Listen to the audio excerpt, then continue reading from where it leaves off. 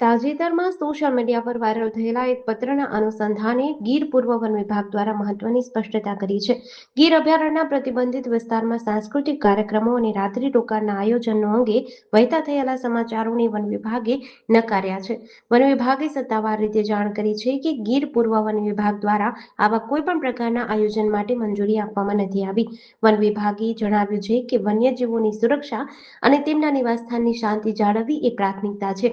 જેથી જ્યાં વધુ લોકો એકઠા થવાની શક્યતા હોય અથવા જેના કારણે વન્યજીવોને ખલેલ પહોંચી શકે તેવી કોઈ પણ પ્રવૃત્તિને મંજૂરી આપવામાં આવી નથી. ભવિષ્યમાં પણ આવી મંજૂરી નહીં આપવામાં આવે.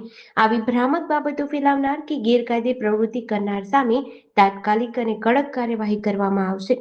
વધુમાં વન વિભાગે જણાવ્યું કે ગીર પૂર્વ વિભાગમાં હાલ સિંહોની સંખ્યા સૌથી વધુ નોંધાઈ છે, જે ફ્રન્ટલાઇન વન કર્મચારીઓની દિવસ રાતની મહેનતનું પરિણામ છે.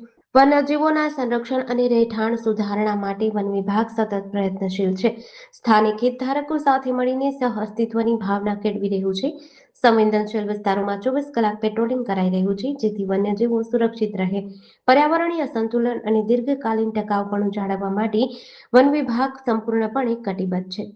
જેમાં બધાને ખબર છે કે ગઈકાલે આપણે સોશિયલ મીડિયા અને ઘણા બધા વોટ્સએપ ગ્રુપ ઉપર એક આમંત્રણ પત્રિકા વાયરલ થઈ હતી. આમંત્રણ પત્રિકામાં મોટે ભાગે એવું લખ્યું હતું કે એક માસ પાર્ટિસિપેશન એટલે કે એક જાહેર આમંત્રણ આપવામાં આવેલ હતું. જો આપણા ગીર અભયારણ્ય છે, ગીર વાઇલ્ડલાઇફ સેન્ચ્યુરી છે, એમના અંડર એમના આપણા એક નેસ આવે છે, એક નેહડો આવે છે. આ નેહડામાં કોઈ પણ મોટો પ્રોગ્રામ થાય છે એવું આમંત્રણ પત્રિકામાં લખ્યું હતું.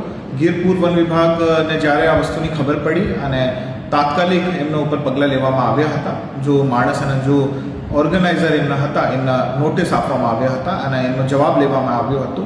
જેડીસી ન્યૂઝ સાથે મૌલિક દોશી, અમરેલી.